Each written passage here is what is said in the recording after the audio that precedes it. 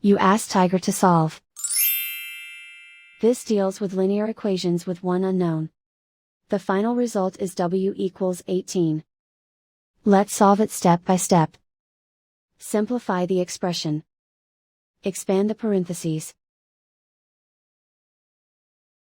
Multiply the coefficients. Simplify the arithmetic.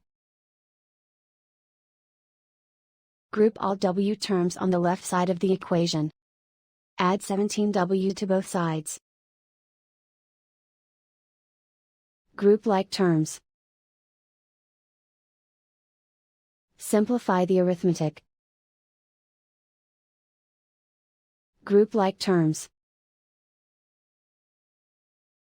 Simplify the arithmetic.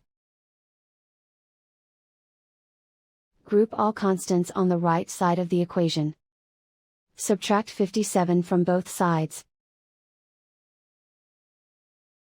Simplify the arithmetic.